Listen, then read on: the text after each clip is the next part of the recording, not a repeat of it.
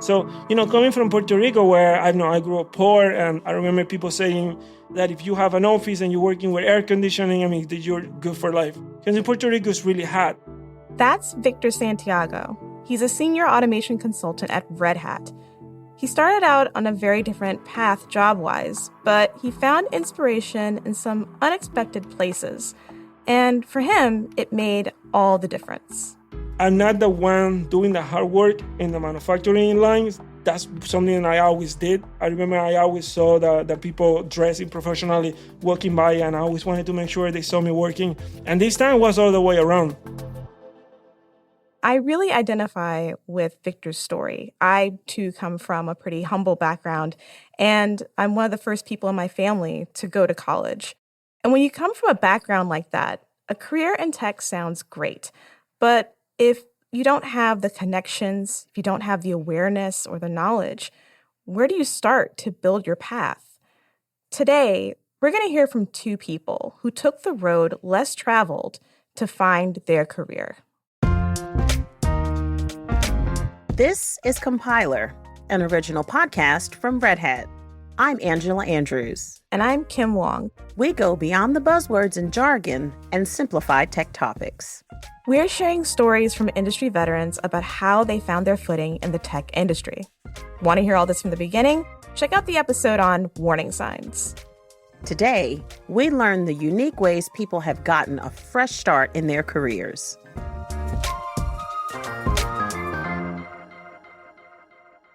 So, Angela, I feel like we've already asked you on the show before, but tell me, how did you get your foot in the door in your first tech job? Well, I love telling my origin story, and my first tech job was back in 1997. Ooh. Yes, that's how long ago it was. And I joined a help desk at a huge chemical company back then, based in Philadelphia. And the funny part about it was I had learned a lot of the skills in my previous job as a secretary at a insurance company. I had taken all of these technology classes and learned about networking and hardware and software. And I'd learned so much and kind of outgrew that role. I was willing to jump in and get my first real tech job. And that was 1997.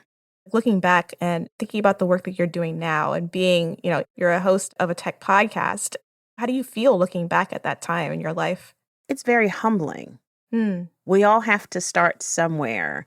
And it wasn't the most sexy job. It wasn't the most interesting job, but it was the job that gave me such amazing skills and the ability to talk to people and troubleshoot and interface with different teams and understand what different teams were doing and their place in the organization. And that humble beginning really set a strong foundation for me going forward in the rest of my career.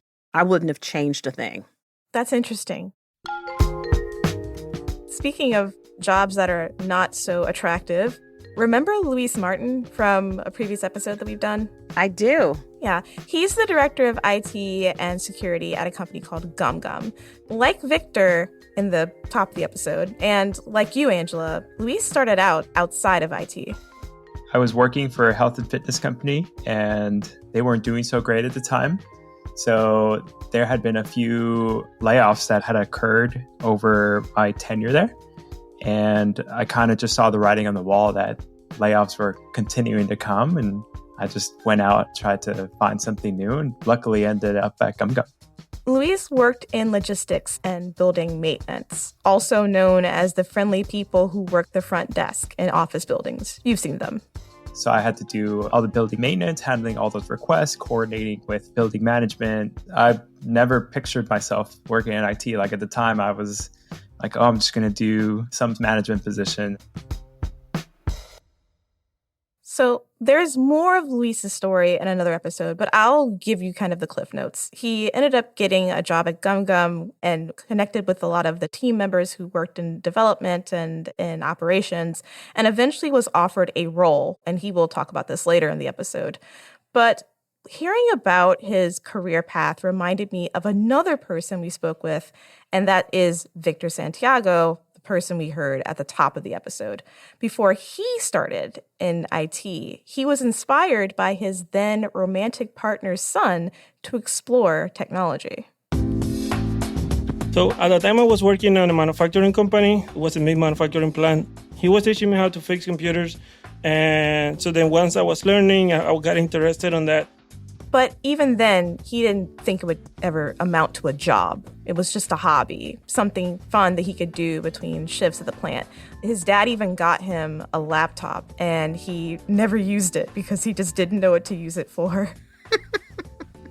I was focused on learning how to write code. I wanted to fix computers, but I didn't have the mindset of I want to do this as a career.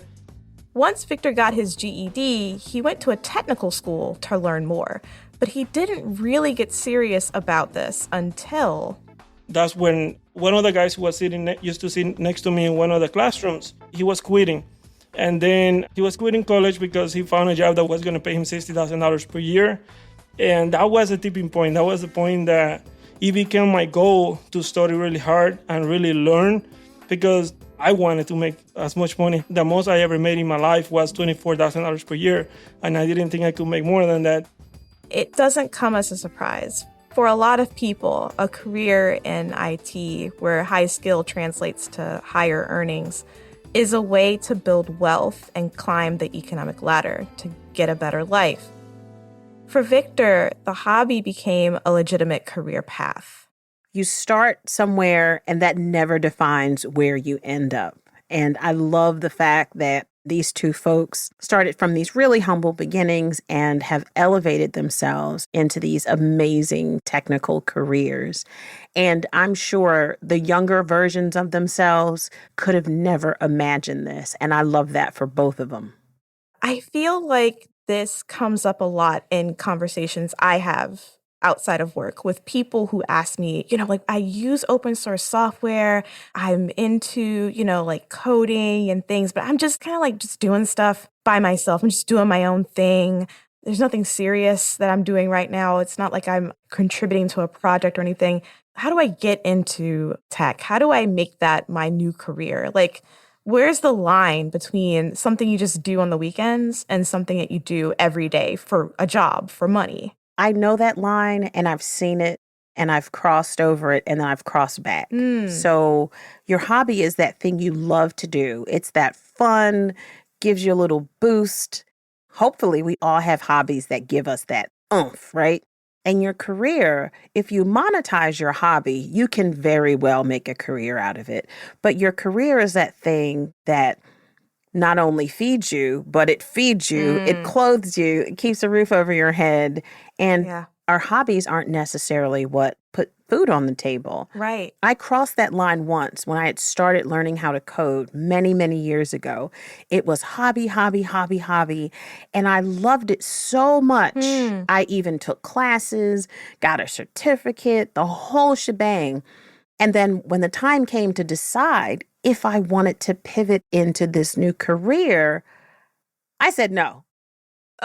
What? Wait. I said no.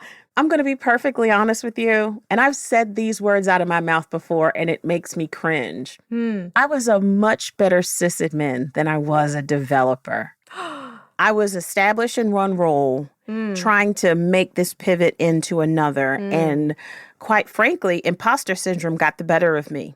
And I never did it. If you could go back, like now that you have kind of like the hindsight to like see what could be or what's possible, what would you do? On the one hand, I would love to have followed that to see where it led me.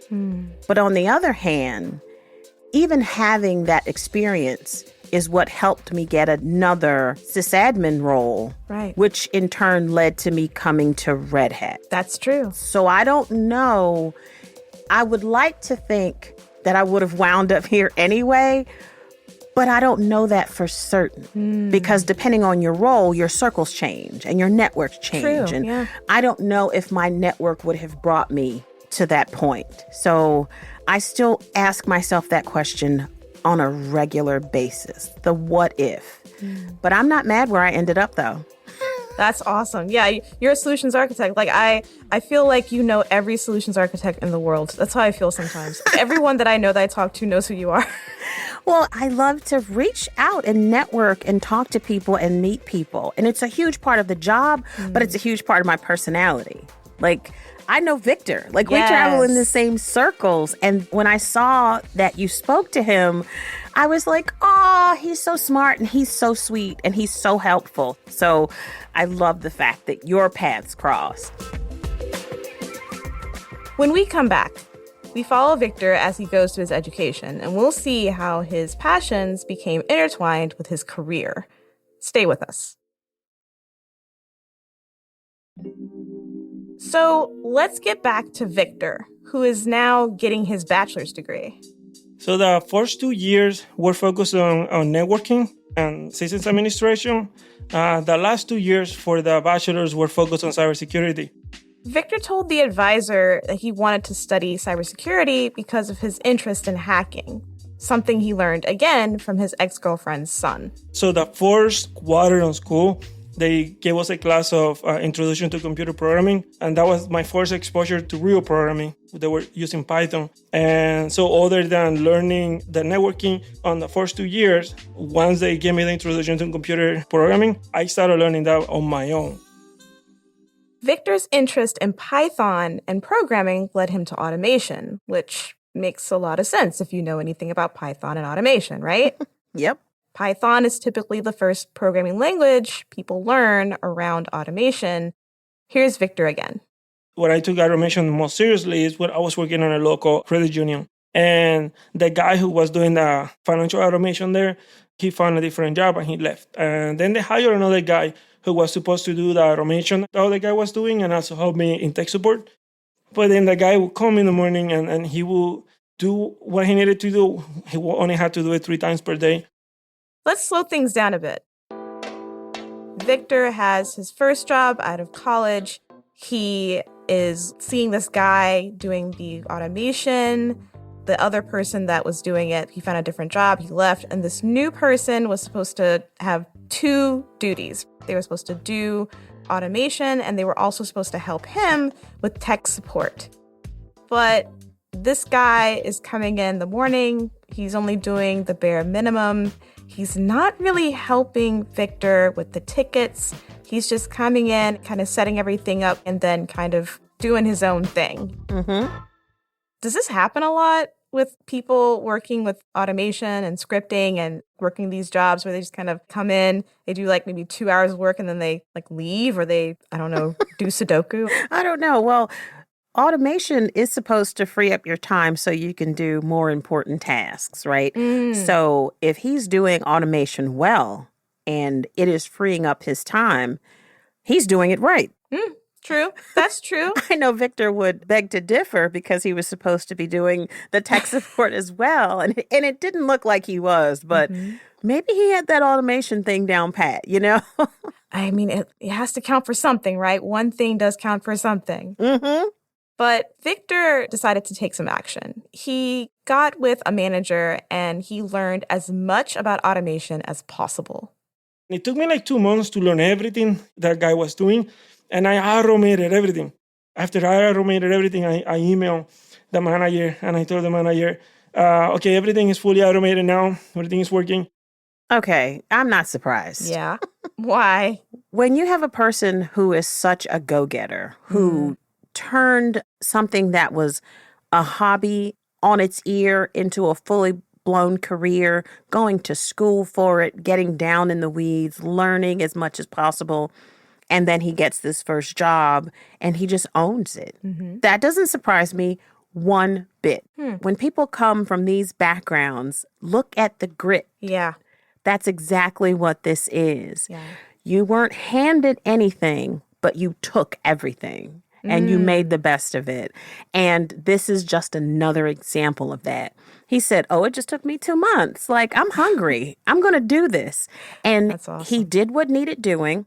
He informed the manager, and now he's probably the golden child, right? Because look at Victor. He did the thing. And that's awesome.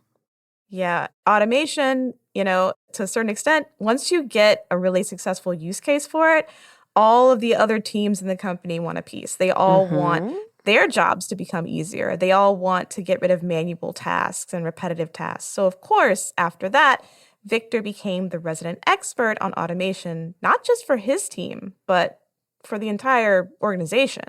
I started asking other people in the company, for example, a lady on accounting, if she needed help with automating something with Excel sheets.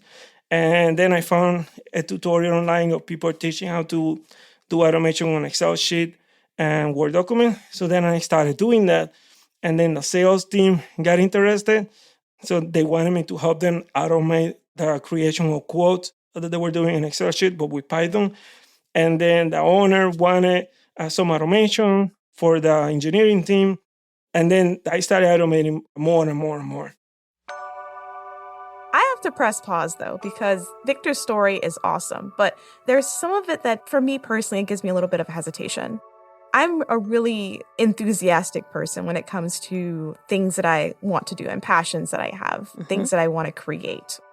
But I also have a wariness of stepping on people's toes.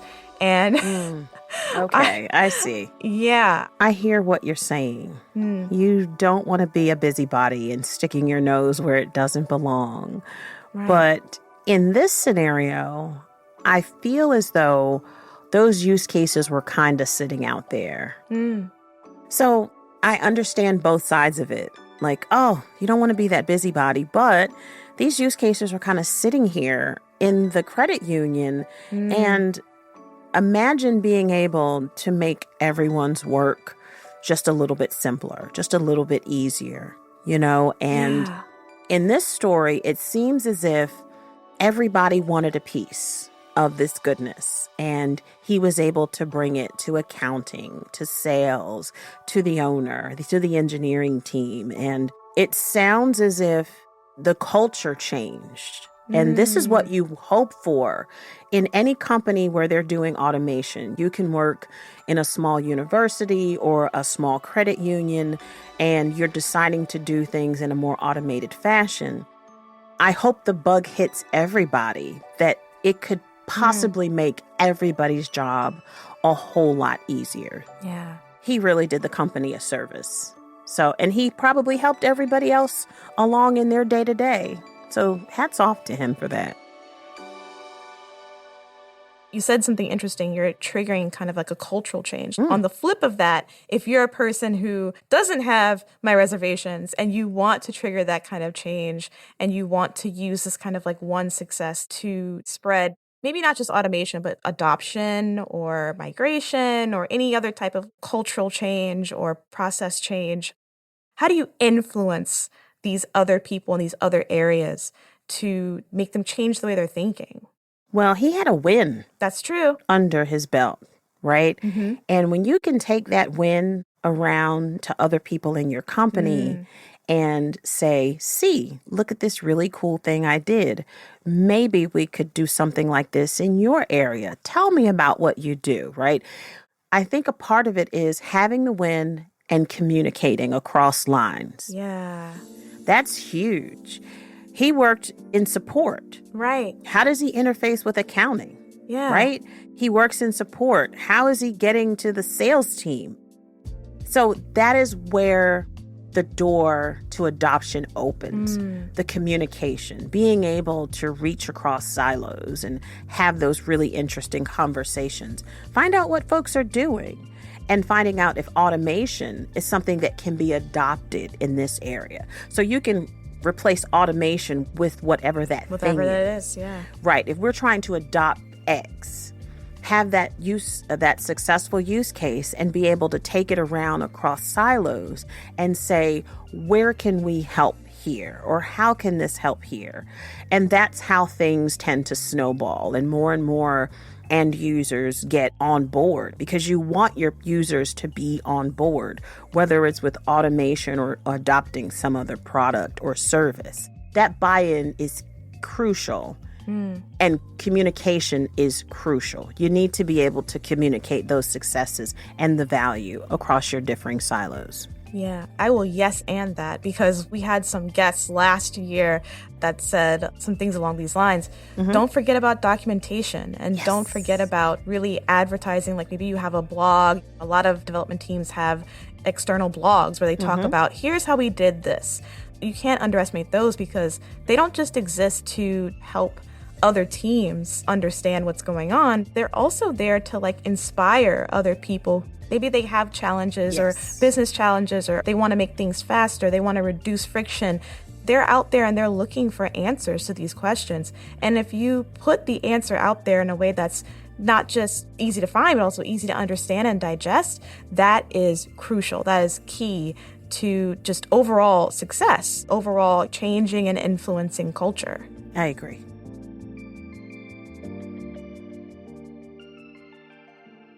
So where are they now? It was Victor's interest in automation that led him to Red Hat. And Luis started out as an IT support engineer and eventually became the director for IT and security at GumGum after building up experience on the job. Well, that was the thing. I didn't technically really interview, because I already knew, like, it was like, this role just came up. Are you interested? Yes. All right, cool. Wow, that's how we all want to be promoted. Yeah, I know, right? Like, hey, we have this job that opened up. Do you want it? Check 1 for yes or 2 for no, like those notes that they used to pass in school back in the day. Exactly. Luis checked 1 for yes. Check 1 for yes. I have a job now. That's fantastic. The thing about it is it thrusted him into a leadership position, which he didn't have any experience with. Never been a leader in any like people manager position. So that was super intimidating. And now I went from just focusing on like any tickets that would come in to fully working on projects, managing people, hiring people. Like that was something that I had never done before. And in Victor's case, he wants people to know the best way to carve a path and get in on the ground floor is to explore all options, or at least as many as possible. It took me 12 years to figure out exactly what I wanted, what career I wanted. And I wish I would have had a mentor. So one advice I would give my younger self is find a mentor and don't settle. Even if you have to visit 10 different colleges, find a college that is going to teach you what you want. When we are starting out, especially if we're young, we don't know everything that's there. We don't know all of that career path that exists just within IT. Something that both Luis and Victor agree upon, and something that ties their 2 points together, is mentorship, the value of mentors. Victor himself says that they can help you avoid pitfalls and wasted efforts. Find a mentor who is in the industry, who can guide you on what your passions are, what career paths you can take, and how to get there. Don't try to do it yourself, because it's going to take you too long. And you don't want to be spending a whole decade like I did trying to figure out what I really wanted to do. But if I would have had a mentor, my life would have been so much easier. I think having a mentor early in your career is so important because Victor nailed it. You would have saved a whole lot of time avoiding pitfalls, having questions answered, being able to ask questions. He probably would have chosen this path a whole lot sooner had he found himself a mentor. But I love the fact that he didn't give up. Yeah. And time wasn't a deterrent for him. He eventually found his way around. And as for Luis, that story is amazing because he was on the ground floor and he worked his way. Literally. And then becoming a first-time manager is again on the ground floor. This is something that he's never done. This is a whole discipline that people spend years learning to do properly because they're dealing with human beings. It's different when you're dealing with ones and zeros, but when you start dealing with human beings, that's another thing that he had to learn and grow in and hopefully continue to improve in. So he's had multiple iterations of that, starting here and working his way up type of behavior. And For both of them, I'm sure their mentors were integral in their careers and moving them to where they are now. And mentoring doesn't stop when you feel like you're comfortable. Right. It continues because you need someone to help prepare you for your what's next. Mentorship is important, no matter where you are in your career. What I got from this episode, speaking to both Luis and Victor, they both started out in very austere environments, not really having a lot in the way of mentorship, not really seeing, and especially in Victor's case, a way forward in tech as a true pursuit or a true career. And what I gathered from both of them, where they didn't have the awareness, where they didn't have the knowledge, they went out and found it. They were able to go and find mentors and go and find people who had the information and had the knowledge and experience that they needed to make these decisions. If you don't have those connections, if you don't have the awareness, if you don't have the experience, if you don't know where to look or where to turn or where to go, just start from where you are. Kind of just start asking questions, going online, joining open source projects, just reaching out to people, even on networks like LinkedIn or X or social media. Just start where you can, start where you are, and then find a connection, that human connection you were talking about, Angela. Find a connection where a person can relate to you, what they went through, and you'll be surprised at the similarities of the people that you're looking up to, the people that you see, having the life, working in air conditioning, that have the life that you want. They may have a very similar story as you. It's not that far out of bounds. So that's kind of what I got from this episode. Well, there were so many great takeaways, and I want to thank both of our guests. But I want to hear what our listeners think. You have to share your thoughts with us. We want to know, how did these stories ring true for you in your life and maybe in your career?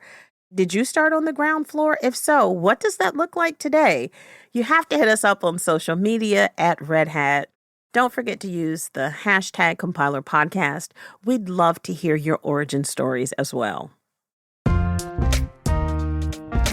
And that does it for this episode of Compiler. Today's episode was produced by Johan Philippine, Caroline Craighead, and me, Kim Wong. A big thank you to our guests, Victor Santiago and Luis Martin. Victoria Lawton needs air conditioning, not a negotiation. Special thanks to Britt Dugan. Our theme song was composed by Marianne Chetta. Our audio team includes Brent Semino, Lee Day, Stephanie Wunderlich, Mike Esser, Nick Burns, Aaron Williamson, Karen King, Jared Oates, Rachel Ertel, Devin Pope, Mike Compton, Ocean Matthews, Paige Johnson, Alex Trabusi, and the majestic Mira Cyril. If you like today's episode, don't keep it to yourself. Please follow the show, rate the show, leave a review, and share it with someone you know. It really helps us out. Take care, everybody. Until we meet again. We'll see you next time. Bye.